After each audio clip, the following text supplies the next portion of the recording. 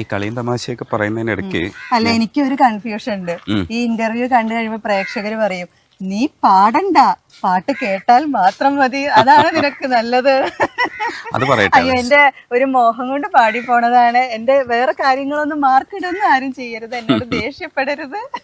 അതൊക്കെ എടാ, തമാശ പറയുന്നതിനപ്പുറത്തേക്ക് ജീവിതത്തെ കുറിച്ച് ഞാൻ അധികം ചോദിച്ചിട്ടില്ല. ആക്ച്വലി ചെറുപ്പമൊക്കെ എങ്ങനെയായിരുന്നു, നാട്ടില് എങ്ങനെയൊക്കെ ആയിരുന്നു, ജീവിത സാഹചര്യം ഒക്കെ എങ്ങനെയായിരുന്നു? ജീവിത സാഹചര്യം എനിക്ക് അറിയുന്നതാണ് ചിലതൊക്കെ. ചൈൽഡ്ഹുഡ് അത്ര കളർഫുൾ ആയിരുന്നില്ല. അമ്മ സിംഗിൾ പാരന്റ് ആയിരുന്നു. അപ്പൊ സ്വാഭാവികമായിട്ടും അറിയാലോ, അതിൻ്റെതായിട്ടുള്ള കുറെ ബുദ്ധിമുട്ടുകൾ ഉണ്ടാവും. നമ്മൾ ഫിനാൻഷ്യലി ഒക്കെ ഒത്തിരി സ്ട്രഗിൾ ചെയ്തിട്ടുള്ള ആൾക്കാരാണ്. അല്ല, അതിൽ ഞാൻ ഇപ്പൊ അന്ന് നമുക്ക് വിഷമം ഉണ്ടെന്നുണ്ടെങ്കിൽ ഇപ്പൊ ഞാൻ ഭയങ്കര പ്രൗഡാ. കാരണം എന്താണെന്നറിയോ, നമ്മൾ അങ്ങനെയൊക്കെ കഷ്ടപ്പെട്ട് വരണം.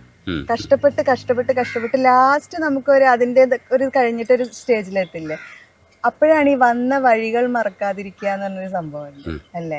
നമുക്ക് ഇപ്പൊ ഞാൻ ഒത്തിരി കഷ്ടപ്പെട്ടതുകൊണ്ട് എനിക്ക് അപ്പുറത്ത് എന്നോട് ഒരാളൊരു കാര്യം പറയുമ്പോൾ എനിക്കത് കറക്റ്റായിട്ട് ഫീൽ ചെയ്യാൻ പറ്റും. ഫീൽ ചെയ്യണം, അല്ലാതെ ഞാൻ ഈ ചെവി കൂടെ കേട്ടിട്ട് ഈ ചെവി കൂടെ വിട്ടിട്ട് ഒരു കാര്യമില്ല. എന്നോട് ഓപ്പോസിറ്റ് ഉള്ള ഒരാൾ എന്നോട് എന്തിനാ സംസാരിക്കണേ, അയാളുടെ മനസ്സിലുള്ള കാര്യങ്ങളൊക്കെ എന്തിനാ പറയണേ, ഞാനെങ്കിലും ഒന്ന് മനസ്സിലാക്കട്ടെ എന്ന് വിചാരിച്ചിട്ടായിരിക്കും. മനസ്സിലാക്കുക എന്ന് പറയുന്നത് ഒരു ചെറിയ സംഭവമല്ല അല്ലേ. അപ്പൊ മഞ്ജു ചില സമയത്ത് അന്യനും അമ്പിയും കളിക്കും. ചില സമയം വിചാരിക്കും മഞ്ജുവിന്റെ അടുത്ത് വർത്താനം പറയുന്നതിൽ ഒരു കാര്യമില്ലാന്ന് തോന്നും കേട്ടോ. പക്ഷെ ചില സമയം ഇത്രയും വലിയ നിലയിൽ സംസാരിക്കുന്ന ഒരു മഞ്ജുവിനെ കാണുമ്പോൾ ഞാൻ വിചാരിക്കും, അല്ല ഇതെങ്ങനെ മാറുന്നു എന്നുള്ളതാണ് എന്റെ ചോദ്യം. അല്ല രജനീഷ് കാര്യമായിട്ടാ പറഞ്ഞു.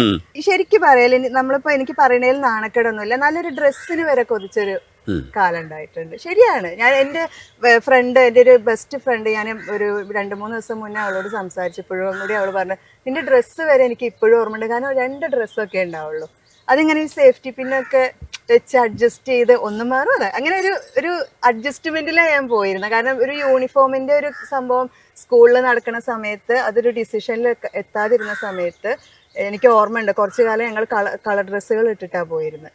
എനിക്കാവുമ്പോൾ ഡ്രസ്സ്, എൻ്റെ കൂടെ നടക്കുന്ന കുട്ടികളൊക്കെ നല്ല നല്ല ഡ്രസ്സുകൾ ഇട്ട് നമുക്കൊരു ഈഗോ, ആ പ്രായത്തിൽ തീർച്ചയായിട്ടും നമുക്കൊരു കോംപ്ലക്സ്, അതായത് ഞാൻ അവരെ കൂടെ നടക്കില്ല, മാറി നടക്കും. കാരണം എനിക്ക് ഭയങ്കര ഒരു ഇതായിരുന്നു. പിന്നെ പക്ഷെ എൻ്റെ അമ്മയോട് എനിക്ക് അതിനൊരു ദേഷ്യമോ ഇതൊന്നും തോന്നിയിട്ടില്ല. കാരണം എനിക്ക് അറിയായിരുന്നു എൻ്റെ അമ്മ ഭയങ്കരമായിട്ട് സ്ട്രഗിൾ ചെയ്യുന്ന ഒരാളാണ്. ഞാനത് അഡ്ജസ്റ്റ് ചെയ്യുകയും ചെയ്തിരുന്നു. ഇപ്പൊ അതൊക്കെ ആലോചിക്കുമ്പോ എനിക്ക് എന്നെ കുറിച്ച് തന്നെ അഭിമാനമുണ്ട്. എന്റെ അമ്മ എപ്പോഴും പറയും അനുഭവങ്ങൾ പാച്ചാളികളാണ്. അതെ, അല്ല അത് രസമാണ്. അങ്ങനെയൊക്കെ വേണം, അങ്ങനെയൊക്കെ ഒരു അനുഭവം ഉണ്ടാവണം, എങ്കിലും ഒരു നല്ലൊരു നടി ഉണ്ടാവുള്ളൂ അല്ലേ. മറ്റേ ജയറാമേട്ടൻ സത്യനന്ദിക്കാട് സിനിമ പറയുമ്പോൾ ശരിയാ, അങ്ങനെയൊക്കെ വേണം. അപ്പൊ എനിക്ക് എന്തെങ്കിലും അങ്ങനത്തെ ഒരു ക്യാരക്ടർ കിട്ടുകയാണെങ്കിൽ നമുക്ക് അത് ചെയ്യാൻ ഈസി ആയിരിക്കും. കാരണം നമ്മൾ അങ്ങനത്തെ ഒക്കെ അനുഭവങ്ങളിലൂടെ വന്ന ആൾക്കാരാകുമ്പോ അതൊക്കെ ഞാൻ എന്റെ മനസ്സിലിങ്ങനെ പ്രൗഡായിട്ട് കൊണ്ടുനടക്കണ കുറെ സംഭവങ്ങളാണ്. ഈ ചെറിയ പ്രായത്തിൽ സിനിമയിലേക്ക് വരുമ്പോ ഇപ്പൊ സിനിമ കുറച്ച് മാറിയിട്ടുണ്ട്, അറ്റ്മോസ്ഫിയർ മാറിയിട്ടുണ്ട്, കുറച്ചുകൂടെയൊക്കെ സ്വാതന്ത്ര്യവും കാര്യങ്ങളൊക്കെ കൂടിയിട്ടുണ്ട്. പക്ഷെ ആ കാലഘട്ടത്തിൽ കുറച്ചുകൂടെ പ്രൊഡക്ഷൻ കൺട്രോളേഴ്സ് ഒക്കെ സിനിമയുടെ കാസ്റ്റിംഗ് ഒക്കെ നിയന്ത്രിച്ചിരുന്ന ഒരു കാലവും കൂടെ, അത് മാറി വരുന്നതേ ഉള്ളൂ. അപ്പോ ശരിക്കും എങ്ങനെയായിരുന്നു അന്നത്തെ ഇപ്പൊ പലരും ഇത്തരത്തിലുള്ള കാര്യങ്ങളൊക്കെ ഡിസ്കസ് ചെയ്യുന്ന സമയത്ത് എനിക്ക് തോന്നുന്നു മഞ്ജുവിന്റെ മനസ്സിനകത്തും അതുണ്ട്. ഞാൻ പലപ്പോഴും അതിനെക്കുറിച്ച് കേട്ടിട്ടുണ്ട്. ആക്ച്വലി ആ സമയത്ത് എങ്ങനെയാണ് നോക്കിക്കാണുന്നത്, ഈ കാസ്റ്റിംഗ് ഒക്കെ എങ്ങനെയായിരുന്നു എന്നുള്ളത്? അത് ചോദിക്കുകയാണെങ്കിൽ ഇല്ലാന്ന് പറഞ്ഞാൽ ഒരു നുണയായിരിക്കും.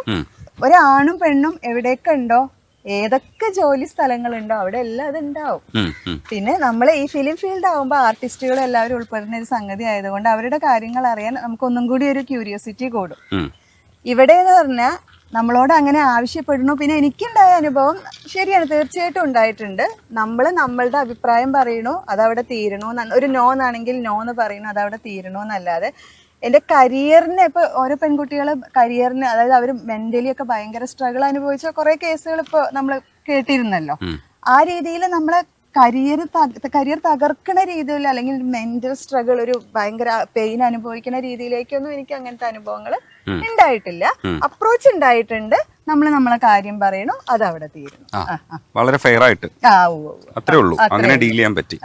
ഒരുപാട് രസകരമായ അനുഭവങ്ങളിലൂടെ കടന്നുപോയിട്ടുണ്ടാകും. കാരണം എനിക്ക് തോന്നുന്നു സത്യനന്ദിക്കാട് സാറിനെ ആദ്യം കാണാൻ പോകുമ്പോ, അയ്യോ അതൊന്നും നാട്ടുകാരോട് പറയാൻ പറ്റില്ല. അല്ല അത് കേൾക്കണം. കാരണം എന്താ വെച്ചാല് അതേപോലൊരു സാധനം. കാരണം എന്താ വെച്ചാൽ നമ്മൾ ഈ ചില കാര്യങ്ങൾക്ക് നമ്മള് ശരിക്കും എനിക്കിങ്ങനെ വിചിത്രമായിട്ടുള്ള ചില കാര്യങ്ങൾ കേൾക്കുമ്പോൾ എനിക്ക് തോന്നിയിട്ടുണ്ട്, ഞാനും ചില വിചിത്രമായിട്ടുള്ള കാര്യങ്ങളിലൂടെ പോയിട്ടുണ്ട്. അതുകൊണ്ട് മഞ്ജു ഇത് പറഞ്ഞു കഴിഞ്ഞിട്ട് ഞാനത് പറയാട്ടോ. അല്ല, ഞാൻ എന്റെ കൺഫ്യൂഷൻ എനിക്ക് മാത്രമാണോ അങ്ങനെ പറ്റിയ, ഇവരൊക്കെ എന്നെ പറ്റി എന്ത് വിചാരിക്കുന്നുള്ള. കാരണം തൃശ്ശൂരാണ്, നിലമ്പൂരിന്ന് തൃശ്ശൂർക്കൊക്കെ ആദ്യമായിട്ട് പോവാ നമ്മള്. ബസ്സിലാണ് യാത്ര, ആദ്യമായിട്ട് പോവാ നമ്മളെ നാട് വിട്ടിട്ട്.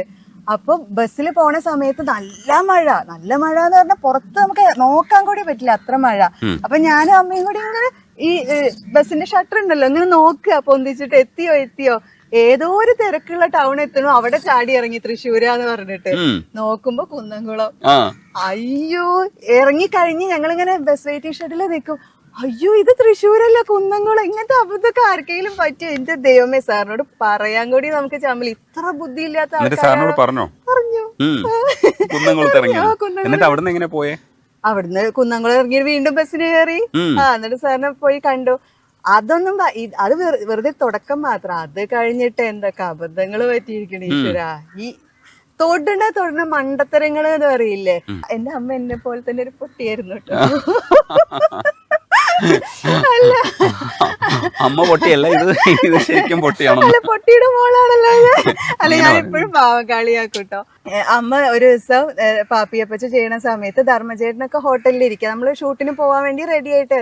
അമ്മ ബെഡിന്ന് ഫോണാണെന്ന് വെച്ച് എടുത്ത് കൊണ്ടുപോയത് റിമോട്ട്. എന്നിട്ട് അവിടെ ചെന്നിട്ട് ധർമ്മജന്റെ നമ്പർ ഒന്ന് പറയൂ. എന്നിട്ട് ഇതാണെങ്കി പ്രസ് ആവണില്ല, ഭയങ്കര ബുദ്ധിമുട്ടല്ലേ. ഇതെന്താ ഇത് പ്രസ് ആവാത്ത, ഭയങ്കര ഇതെന്താ മഞ്ജു ഇതിന്റെ കീപാഡൊക്കെ ഇങ്ങനെ നോക്കുമ്പോ റിമോട്ടാ. അയ്യോ, ധർമ്മജേട്ടൻ കണ്ടിട്ട് ട്രോളോട് ഇന്ന് ഞാൻ പറഞ്ഞു കൊടുക്കും, ഇന്ന് ഞാൻ ദിലീപേട്ടനോട് പറഞ്ഞു കൊടുക്കും. എന്നിട്ട് ഓരോന്ന് പറയുമ്പോഴും എന്നെ ഭീഷണിപ്പെടുത്തും, റിമോട്ട്. അങ്ങനെ കൊറേ അഭിനയിക്കുന്ന സമയത്ത് ലളിത ചേച്ചിയുടെ കയ്യിൽ നിന്നൊക്കെ എത്ര ഇതായിട്ട് ചീത്തയും അതുപോലെ എന്താ വെച്ചാൽ നമ്മളെ കയ്യിൽ നിന്ന് വരുന്ന മണ്ടത്തരങ്ങൾ അതിനനുസരിച്ചായിരിക്കും. അതിനൊക്കെ എനിക്ക് നിറയെ ചീത്ത കിട്ടിയിട്ടുണ്ട്. ദിലീപേട്ടൻ്റെ അടുത്ത് നിന്നൊക്കെ നിറയെ കിട്ടിയിട്ടുണ്ട്, കരഞ്ഞിട്ടൊക്കെ ഉണ്ട് ഞാൻ. അതേപോലെ തന്നെ സത്യൻ സാറിന്റെ സിനിമയിൽ തന്നെ ഭാഗ്യദേവതയാണോ, അതിനകത്ത് റോള് കുറവാണെന്ന് പറഞ്ഞിട്ട് അവിടെ സെറ്റിൽ പ്രശ്നം ഉണ്ടാക്കിയില്ലേ, വിനോദയാത്രക്കകത്ത്? അയ്യേ, അതൊക്കെ ആലോചിക്കുമ്പോ എനിക്ക് എന്നെ തന്നെ എടുത്ത് കിണറ്റിലെറിയാന്നോ. കാരണം അങ്ങനെയൊന്നും ചെയ്യരുത്. സാറ് നമ്മളെ അത്രയും സ്നേഹം കൊണ്ട് വിളിക്കുക ഒരു ക്യാരക്ടർ വരാ. അവിടെ ചെന്നിട്ട് എനിക്ക് ഒന്നും ചെയ്യാനില്ല, എനിക്ക് എന്നെന്തിനാ പിന്നെ വിളിച്ച, എല്ലാവരും ഇരിക്കുക. ദിലീപേട്ടനാണല്ലോ, ദിലീപേട്ടൻ, മുകേഷ് ഏട്ടൻ, ഇന്നസെന്റ് ഏട്ടൻ ഒക്കെ. എനിക്ക് എന്താ പ്രശ്നം, എന്തിനാ കുട്ടി കരയുടെ? എനിക്ക് സാർ വെറുതെ വിളിച്ചിട്ട് എന്നെ വിളിച്ചു വരുത്തിയിട്ട് എനിക്ക് നല്ലൊരു റോള് തരായിരുന്നില്ലേ, ഞാൻ അഭിനയിക്കുമായിരുന്നല്ലോ. എടാ, അവരൊക്കെ സാറിനെ വിളിച്ചിട്ട് നീ എന്താ ആക്കുന്ന നല്ലൊരു ക്യാരക്ടർ കൊടുക്കുക. സാറിന് സ്വാഭാവികമായിട്ട് എന്നോട് ദേഷ്യം തോന്നുമല്ലോ, ആർക്കായാലും തോന്നും നമ്മൾ വിളിച്ചിട്ട് ഒരു ആള്. അങ്ങനെ കൊറേ സംഭവങ്ങൾ ഉണ്ടായിട്ടുണ്ട്. പ്രശ്നം പിന്നെ ഞാൻ അവിടുന്ന് പോന്നു. പിന്നെ ഞാൻ സാറിനെ വിളിച്ചിട്ട് കൊറേ സോറി ഒക്കെ പറഞ്ഞു. സാർ സോറി, ഞാൻ അറിയാതെ ചെയ്തതാ എന്നൊക്കെ. പിന്നെ അതിനുശേഷം പിണക്കൊക്കെ മാറിയിട്ടാണ് എന്നെ ഇന്നത്തെ ചിന്താ വിഷയത്തിൽ വിളിച്ചത്. പിണക്കം മാറ്റിക്കളയാൻ ഈ ബ്ലെൻഡേഴ്സ് ഒക്കെ ആലോചിക്കുമ്പോ രസാണല്ലേ? രസാണ്. പക്ഷെ പൊട്ടത്തരത്തിന് കൈയും കാലും വെച്ചിട്ട് മഞ്ജു എന്നൊരു പേര് വിട്ടു പറയില്ല, അതേപോലെ ആയിരുന്നു. അല്ല, ഇപ്പോഴും മാറ്റം, പക്ഷെ ഇപ്പൊ കൊറേയൊക്കെ മാറിയിട്ടുണ്ട്.